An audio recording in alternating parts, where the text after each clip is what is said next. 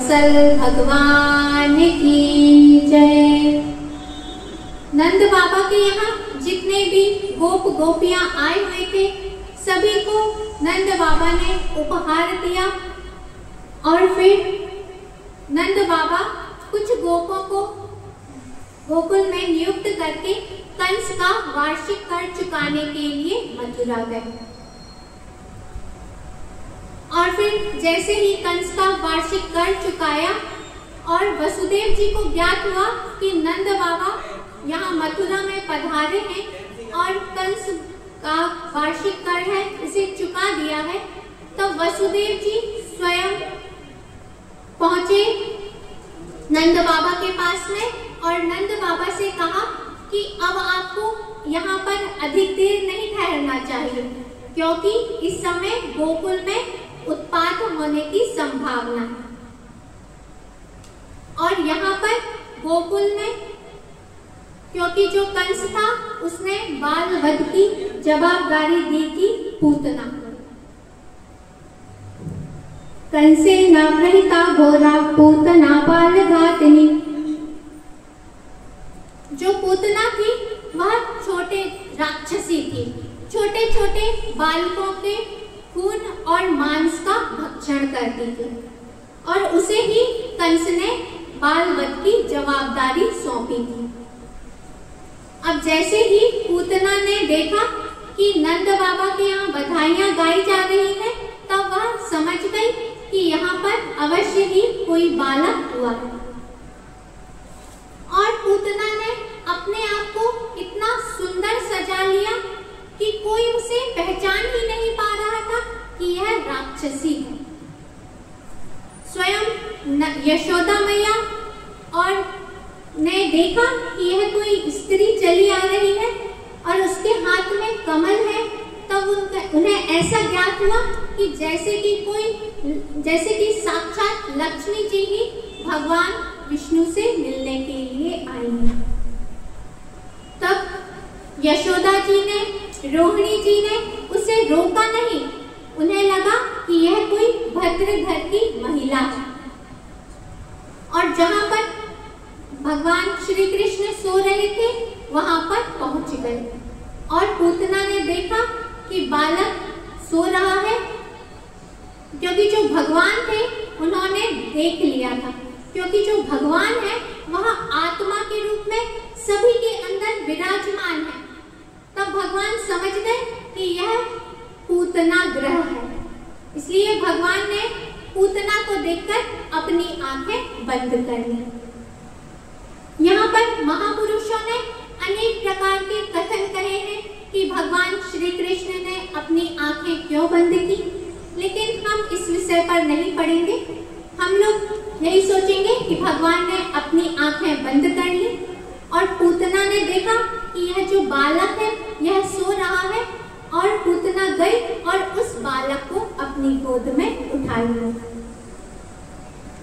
तस्मिन् स्तनं दुर्जर वीरमुल्गणं घोराङ्कमादाय शिशोर्दधावता गाढं कराभ्यां भगवान् प्रपेद्यत प्राणौ समं रोष समन् पिबो। बता,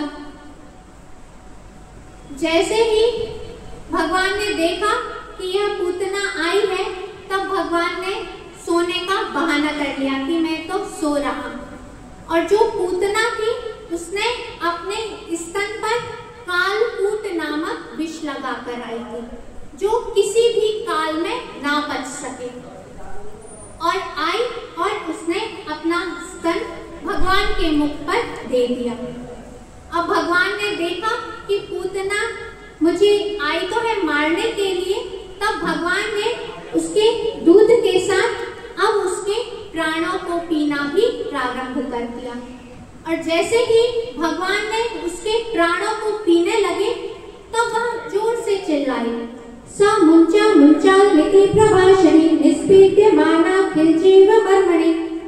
छोड़ दे, छोड़ दे, मुझे छोड़ दे। लेकिन भगवान ने उसे छोड़ा नहीं और जो पूतना थी अब वह भगवान को लेकर भागी गोष्ठ में और उसने जो अपना स्वरूप बनाकर आई थी अब वह उसे ज्यादा देर छिपा नहीं सके और वह अपने वास्तविक स्वरूप में आ गई। क्योंकि जो नकली स्वरूप बनाते हैं वह ज्यादा देर तक टिकता नहीं है और जो पूतना का वास्तविक स्वरूप था वह सबके सामने आ गया। जो पूतना थी, जैसे ही भगवान ने उसके प्राणों को पिया तो जितने भी उसके मर्म स्थान थे वह सब फटने लगे और वह गिर पड़ी गोष्ठ में। और जब पूतना गिरी तो जितने भी वृक्ष थे वह सब धराशायी हो गए।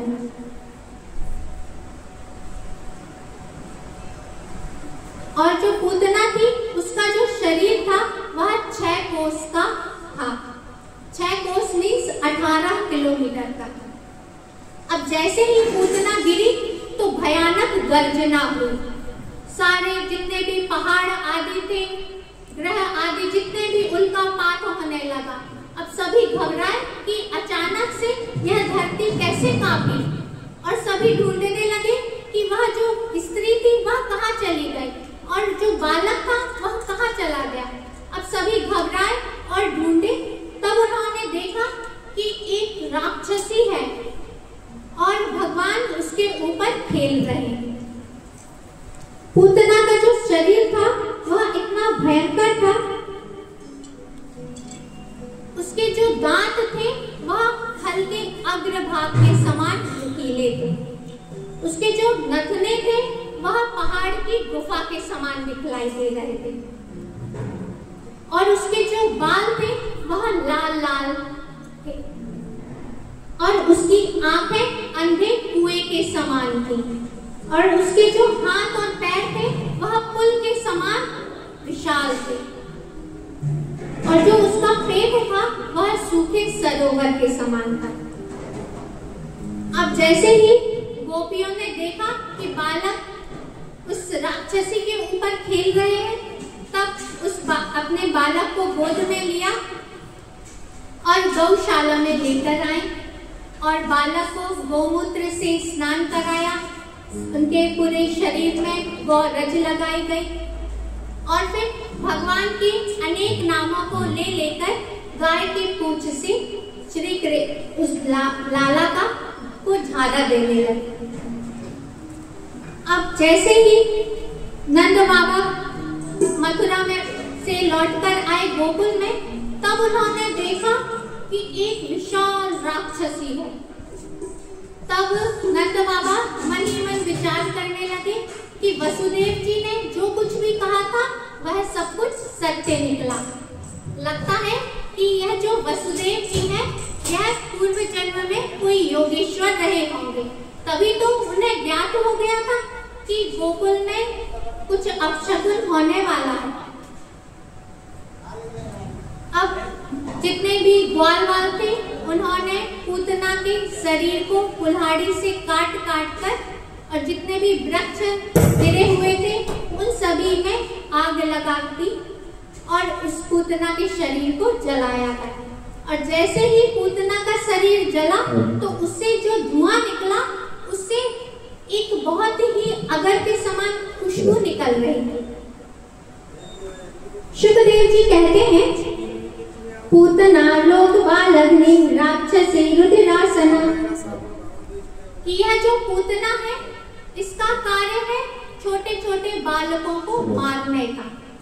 मारने की नीयत से उसने भगवान श्री कृष्ण को अपना दुग्ध पान कराया था, लेकिन भगवान ने उसे वह सद्गति प्रदान की जो माता को दी जानी चाहिए। या तो धान्यभिसा सर्गा जननी गतिं कृष्ण भुक्तं स्तनच्चेदा किमु गावनुमातरा। शुकदेव जी कह रहे हैं कि भगवान श्री कृष्ण इतने दयालु हैं कि जो पूतना थी वह आई तो थी भगवान श्री कृष्ण को मारने के लिए, लेकिन उसने अपना रूप बनाया था माता का, इसलिए भगवान ने उसे माता की गति प्रदान की। तब शुकदेव जब परीक्षित जी ने पूछा तो फिर जिन यशोदा मैया का दुग्ध पान किया भगवान ने जिन गायों का दुग्धपान किया उन्हें कौन सी गति मिलनी चाहिए? तब भगवान ने कहा कि जो यशोदा मैया है वह मेरी गति है, उन्हें मैं कोई भी ऐसा स्थान नहीं है जो मैं उन्हें प्रदान कर सकूं। जो इस पावन चरित्र का श्रवण करता है उसे भगवान की भक्ति प्राप्त होती है। बोलिए भक्तवत्सल भगवान की जय। पूज्य सद्गुरुदेव भगवान की जय। जय जय श्री राधे श्याम। राधे